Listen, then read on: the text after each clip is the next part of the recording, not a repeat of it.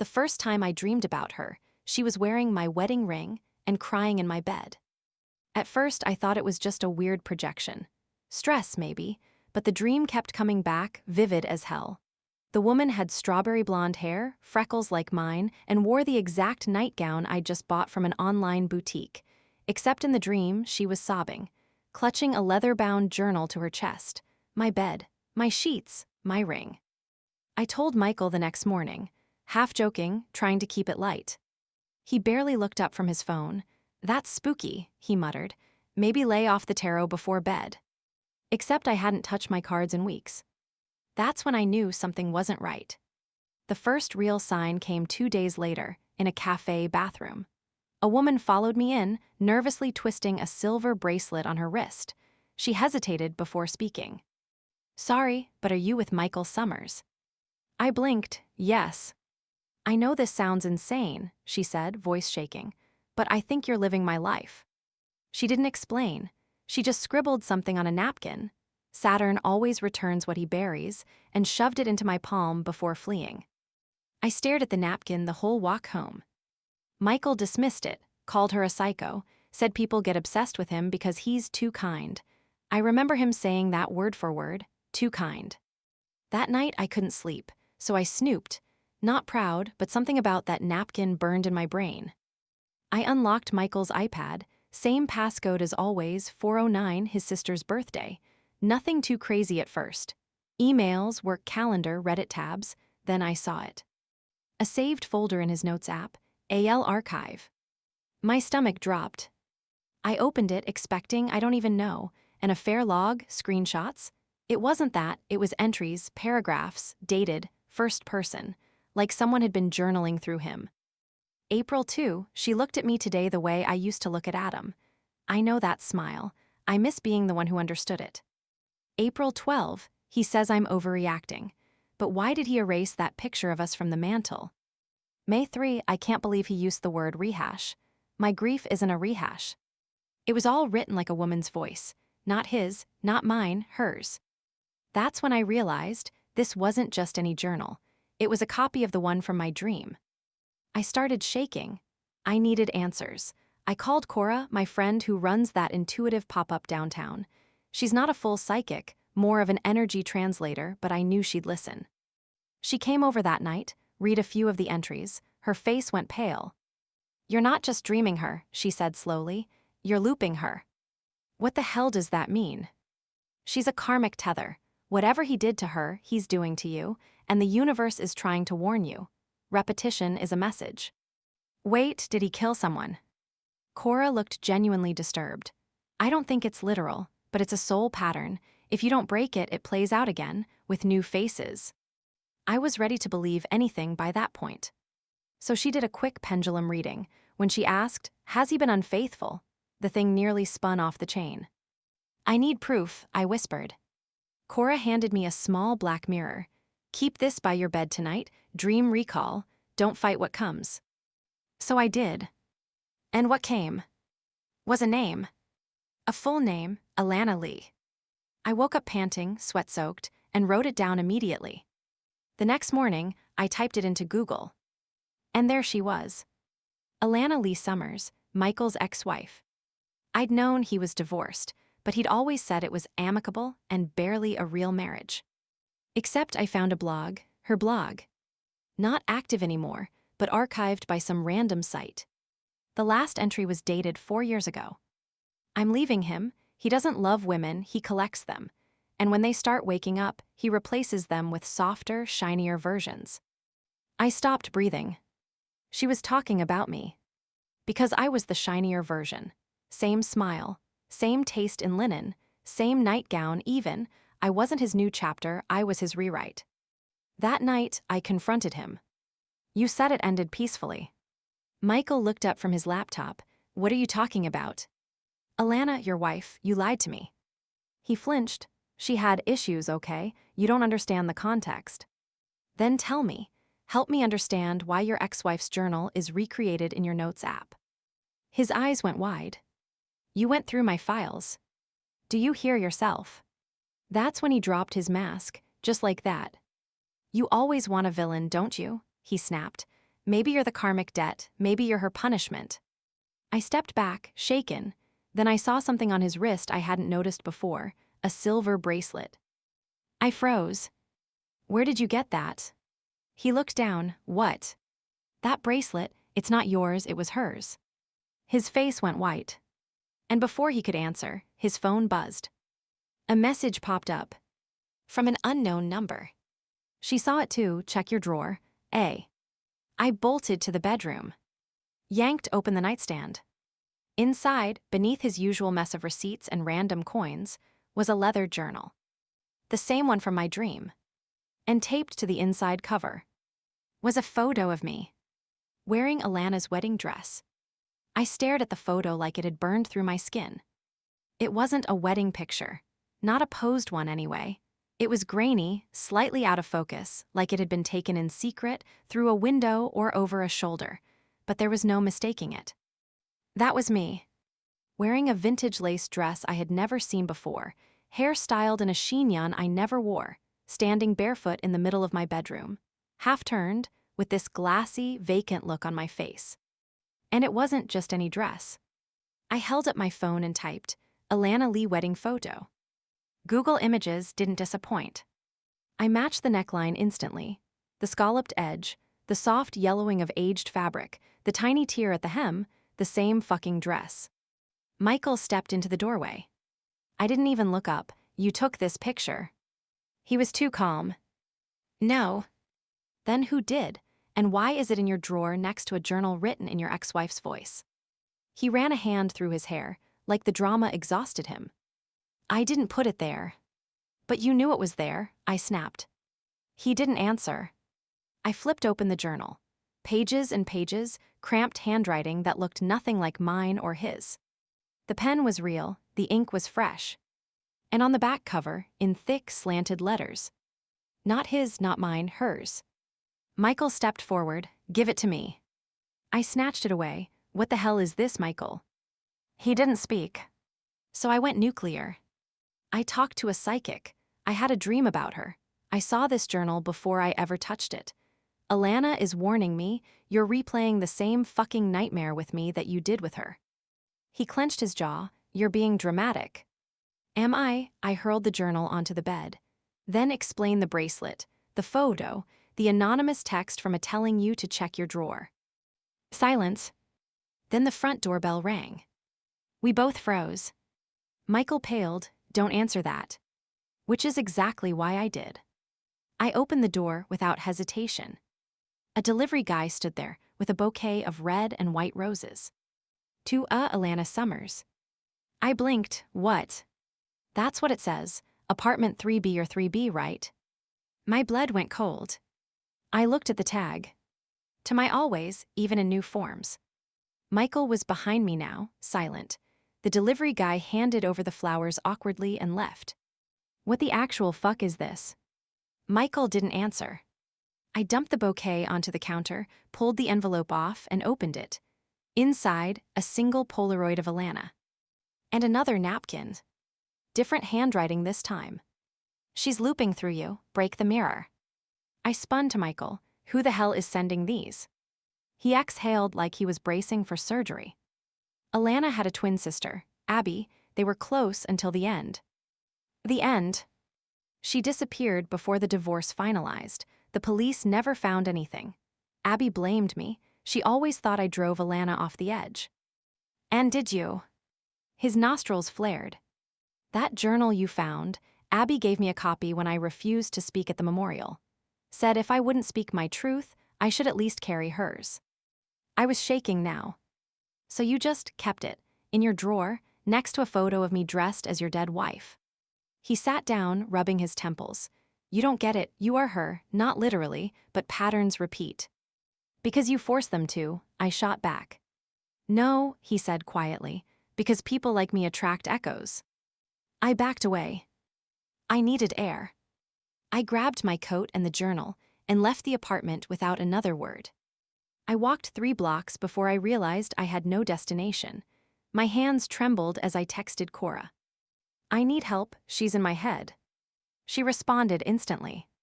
Come now, bring everything, journal too. By the time I got there, Cora had already lit incense and was drawing chalk circles on her living room floor. "We're doing a mirror ritual," she said. "If she's looping through you, we need to reflect it back." "Is this safe?" "Safer than ignoring it." We placed the journal inside the circle. I knelt, closed my eyes. She chanted something low and rhythmic. My body vibrated. Then, the mirror cracked. Not shattered, cracked. A perfect lightning bolt split down the center. I opened my eyes. The journal was gone. In its place was a phone. My phone. But not my lock screen. Alana's photo was now the background. And a single new DM notification at the top. From unknown. "He still keeps the ashes. Don't sleep in that house tonight." I screamed. Cora clutched my arm. "You have to go now." I ran home, heart in my throat. But when I got to the apartment, Michael was already gone. So was everything.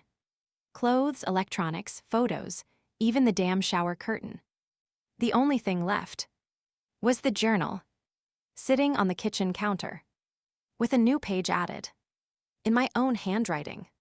He asked me if I felt haunted. I said yes, but I think I was the ghost all along. I didn't write that page. I swear to God, I did not write that fucking page. And yet, it was my handwriting, my looping R's, the crooked tail on the Y, even the way I always smudge the ink near my left thumb when I forget to wait for it to dry. Except I didn't remember writing it. Didn't want to remember writing it. I grabbed the journal, flipped wildly through the pages. More lines I didn't recognize, but in my voice now, not hers. Like my mind had been ghostwriting its own confession while I was asleep. And then I noticed something that nearly made me puke. The final 3 entries had dates. Tomorrow's dates. 1 per page, like a goddamn schedule. July 2, the last text from him. July 3, the ashes. July 4, break the loop. I stared at the first one, the last text from him. My phone buzzed. A message from Michael. "Don't hate me, you weren't supposed to read it yet." I threw the phone across the room. Not supposed to read what? The journal, my dreams, my death script. I drove straight to his office, heart pounding, shaking so badly I could barely keep the car in my lane. But when I got there, his receptionist looked startled. "Michael Summers, he resigned 2 days ago, said he was relocating." "Relocating where?" She blinked, didn't say. I marched back to the car, trying not to hyperventilate. He had vanished. The Michael I knew, the Michael I loved, was disappearing in real time.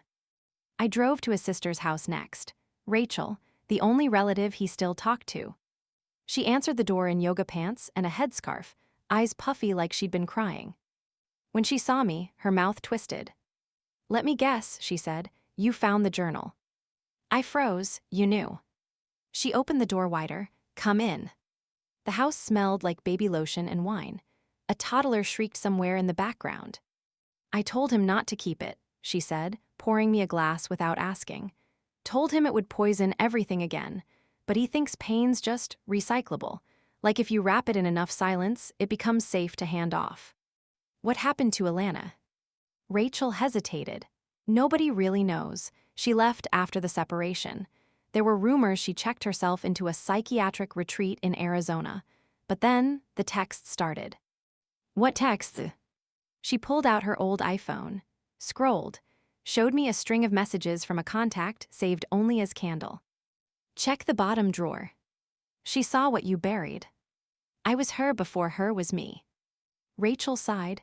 "First I thought it was Abby, Alana's sister, but then I met Abby and I knew it wasn't her." "What do you mean met?" "She came to my yoga class last year, introduced herself as Analyze. New name, new vibe, same eyes. You don't forget those eyes." "And you didn't warn me." Rachel blinked at me. "I did." "What, when?" She stood up, walked to her fridge, pulled off a sticky note from the side, handed it to me. It was the napkin. The same fucking napkin from the cafe bathroom. Saturn always returns what he buries. I dropped the glass. It shattered across the tile. You were the woman in the cafe." Rachel nodded. It was the only way. He'd already twisted so much truth. You wouldn't have believed me if I came as myself. I couldn't breathe. I walked outside, vomited in her hydrangeas. When I got home, my phone buzzed again. Another message from unknown. If you want real answers, come to the cabin, alone. An address followed, upstate, near Cold Spring. I debated calling the cops. Then I remembered, I wasn't in a crime story. I was in a karmic one. So I packed a bag, journal, phone, and the dress from the photo. I'd found it stuffed behind the dryer, wrapped in trash bags. I drove out at 5 a.m. The cabin was real, small, dusty, half covered in vines. And she was waiting. On the porch. Ilana. Not a ghost, not a hallucination. Alive. Hair longer, leaner, paler, but unmistakably her. She looked at me like I was the punchline to a joke she didn't want to tell. You wore the dress, she said softly. I needed answers. You already have them. I shook my head. Why me? She studied me for a moment. Because he doesn't fall in love with people, he falls in love with patterns, and you matched mine. So you sent the DMs. No, that wasn't me. Then who? She nodded toward the woods. A second figure stepped into view. Abby. And she was holding an urn. Alana's voice cracked. He never gave me back the ashes. I felt ice crawl across my skin. Ashes? Ashes of who? I turned to Abby. What is that? She smiled, cold. Guess who never made it to Arizona? Wait, I choked. You're saying Alana's dead. Abby tilted the urn like it was a goddamn handbag. Not all at once. I turned to the woman beside me, Alana. The same face, the same voice, still and calm like fog on a lake. No, I whispered. That's impossible. She's standing right. She was Alana, Abby interrupted. But the part of her that survived isn't the part that loved him. That part, in here. She shook the urn lightly. A dust cloud escaped the edge of the lid. Alana didn't flinch. I don't understand, I said. Why would you show me this? Why now? Because you're next, Abby said. What? She stepped forward. You're following the script. Same birthday, same taste, same wedding date down to the hour. He told you that was a coincidence. I nodded numbly. He said it felt fated, I muttered. It was fated, Abby snapped, because he engineered it. He studied Alana, reconstructed you like a grief doll, rewrote the scene until he got the ending he could live with. But he can't. That's the point. The story doesn't belong to him anymore. Alana stepped in then, quiet, tender. I didn't die in the way people understand death. I left pieces of myself with him, every drawer, every text, every ritual we shared, and he used those pieces to build you. I stumbled backward. No, I'm not her. I'm not some second draft. Then stop reading the same lines, she said. The journal. The script. The dreams. It was all choreographed. He hadn't just loved me, he had directed me, down to the dress, the bouquet, even the damn dream. Abby held up her phone. This is how I found you, she said. She played a video. Grainy footage from a hidden camera, dated 2 months ago. Michael talking to a mirror. Not just talking, directing. You'll wear the cream nightgown, you'll say you dreamed about her, you'll ask about the journal, and when I look distracted, you'll go looking for it. That's when she'll call you. She. Cora. I nearly screamed. He hadn't just manipulated me. He'd orchestrated everyone. Even the dream, even the psychic, even. I froze. Was Cora in on this? Alana shook her head. No, but he planted the seeds. People like Michael, they don't manipulate just people. They manipulate reality. But why? Because he can't let go of the story, Abby said. He needs it to keep repeating. Every woman becomes Alana. Every goodbye becomes a resurrection. He needs to be the one who survives. Alana looked down at her hands. But I didn't survive, I left, and the part of me that stayed, that's the ash. I stared at the urn. Suddenly, I knew what was inside. It wasn't literal, not all of it. It was everything he couldn't let go of. Burnt photos, dead letters, hair maybe, a wedding vow on parchment, emotional debris. And me. I was just the next vessel. Where is he? I asked. They looked at each other. Then Abby handed me a folded piece of paper. A printed boarding pass, JFK to Lisbon, flight leaves tonight. First class. Under a different name, Michael Rones. He runs every time the loop cracks, Alana said. He'll disappear, change names, start over. With someone else. Unless you stop him. How? Abby looked at the urn. You have to give the story an ending he didn't write. That night I drove home, took the journal, took the dress, took the fucking urn.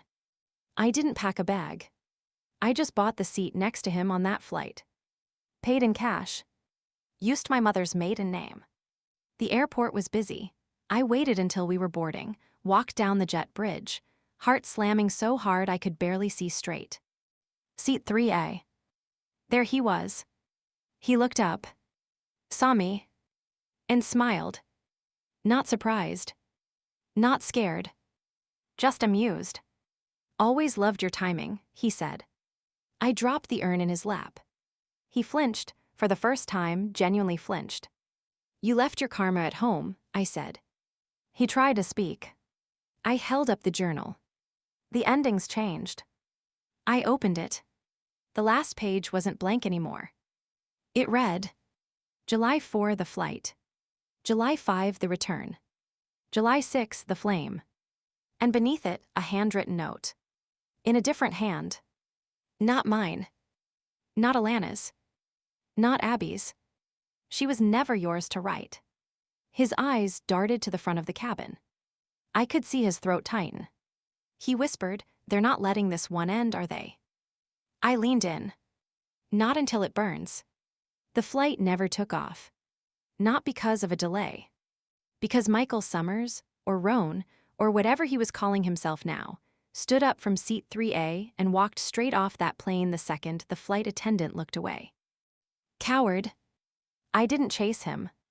I stayed seated, urn in my lap, journal pressed flat against my thighs like a road map I couldn't refold. The entry had changed again. I swear it changed while I was reading it. Under July 6, the flame, a new line had appeared in scratchy handwriting. He won't go quietly, but you don't have to follow. I exhaled hard and stood up. My hands were shaking, but not from fear anymore. It was rage. I left the airport, threw the boarding pass in the trash. I already knew where he was going. He wasn't running far.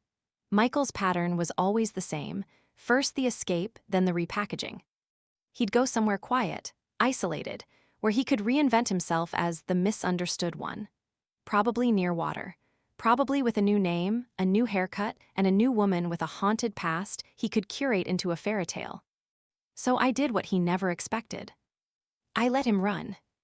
And I followed the ashes. Literally. Abby had slipped me a GPS coordinate scrawled onto the bottom of the urn. Not where he was going, but where the story started. Where Alana was last seen.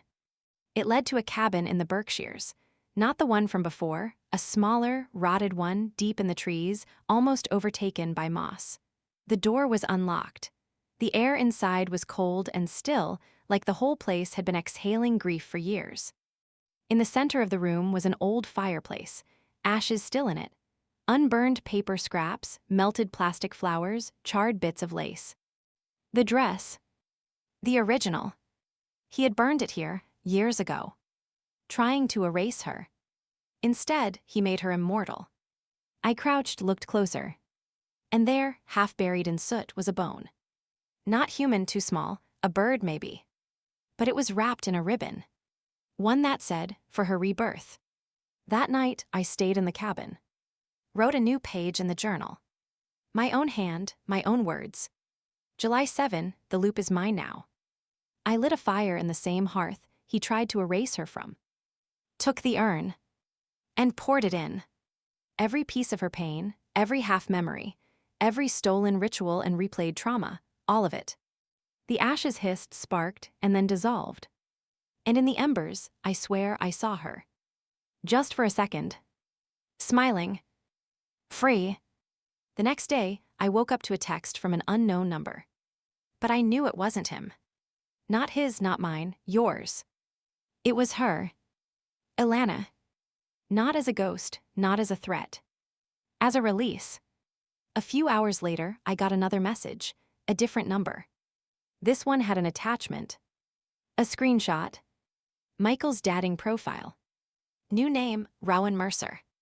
Bio, empath, storyteller, looking for something rare and deep. And the girl in the first picture. She was young, familiar, a softer version of me. Not me, but close enough. Enough for him to start the script again. But the comments, they weren't buying it. People were sharing links.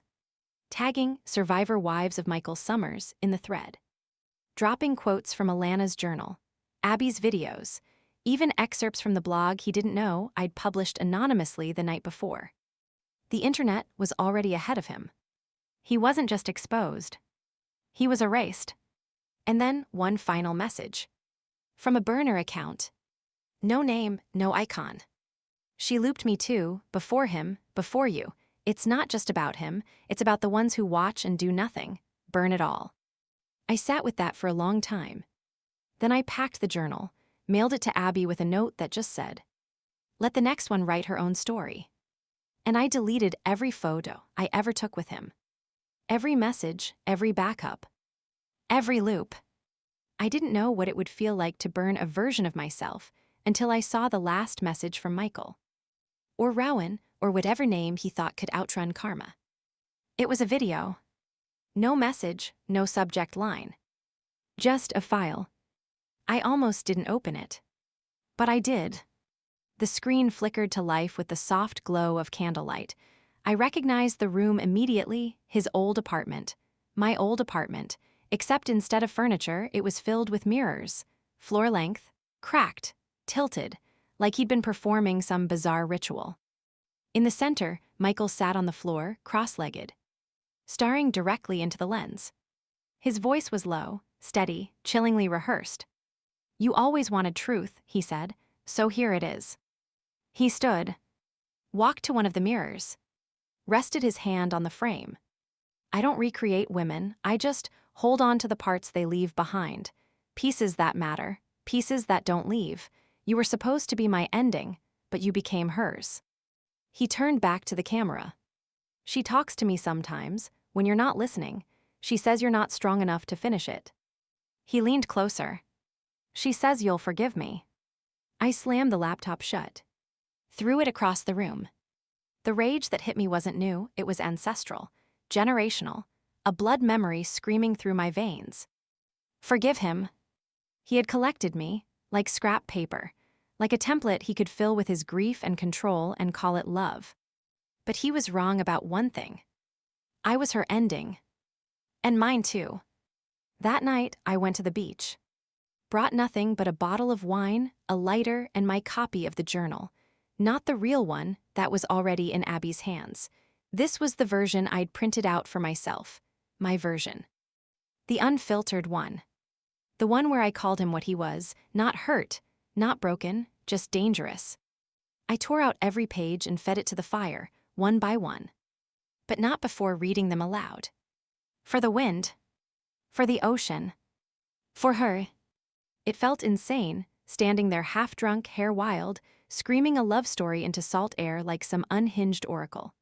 But when the last page caught flame, a strange calm settled over me. It was done.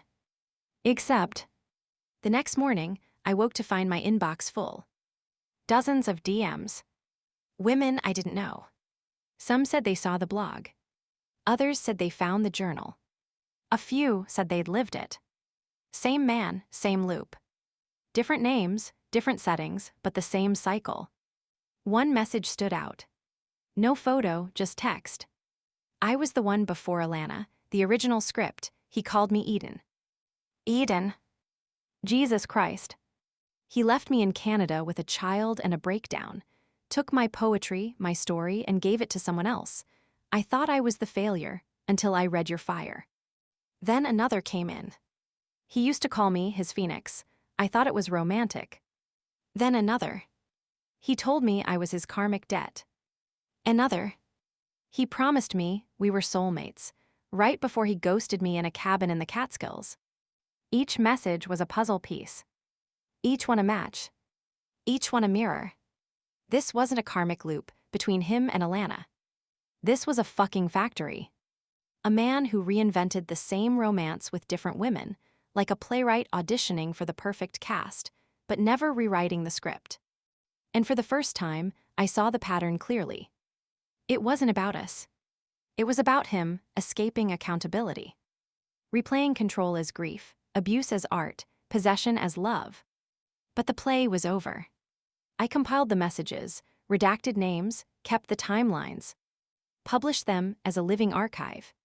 Not his, not mine, hers. Within hours, it was viral.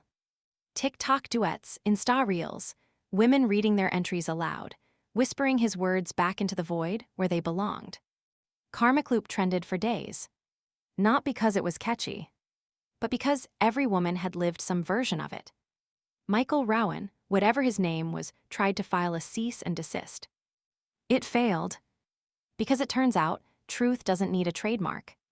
And when I saw him post his final video, a 3-minute shaky monologue in some rented Airbnb bathroom, insisting he was misunderstood and emotionally framed, I didn't get mad. I got confirmation. The loop was over. We weren't in his story anymore. He was in ours. I never got an apology. Not from Michael, not from Rowan, not from the man who dragged me through a psychodrama stitched from borrowed trauma and half-remembered rituals he never earned. But I got something better. I got out. And I didn't just walk, I slammed the fucking door behind me. The blog took off faster than I expected. Not his, not mine, hers. Wasn't just a story anymore, it became a submission platform. Within 2 weeks, I had over 300 confessions in my inbox. Women with different names, locations, backgrounds, but identical arcs. He wasn't the only one. There were dozens, men who molded partners into scripts, mined their pain for plotlines, then walked out like misunderstood poets when it burned down. It wasn't karmic romance. It was emotional identity theft. And I wasn't the only one waking up. Abby reached out again. She tracked down Eden, the first loop, the original voice. They met in person, held each other like long-lost twins. They both messaged me after one line. He doesn't know who he is without someone else's heartbreak. Neither do a lot of them. But we do. The archive became a project. We created a map, the Loop Atlas. A place where women could chart their story, add their voice, reclaim their ending. The entries were anonymous, but powerful, each a dagger, each a candle. The last thing I ever heard from Michael was through a mutual friend. Apparently, he tried to pitch a memoir. The Grief Collector, A Journey Through Love's Echo. It got rejected by 6 publishers. Someone leaked the pitch deck. I won't lie, I laughed. Especially when I saw the subtitle he tried to use. A soulmate for every season. No one bought it. Not this time. Because people had already read my version first. And Alana. And Abby. And Eden's. There's something holy about ruining a narcissist's narrative. About building your own myth after being cast as someone else's muse. These days, I don't have dreams of her anymore. No more mirrors, no more whispers, no more journals in drawers. Just quiet. Not empty. Clean. I'm not afraid of loops anymore. Because I know the secret. You don't have to break the loop. You just have to refuse your role in it. So if you're reading this and something feels familiar, if you've ever looked at your partner and felt the ghost of someone else in your skin, if you've ever been handed a script and told this is love, burn it, rewrite it, tell your story. Not his, not mine, yours. Has a dream ever told you the truth before anyone else? Let us know in the comments.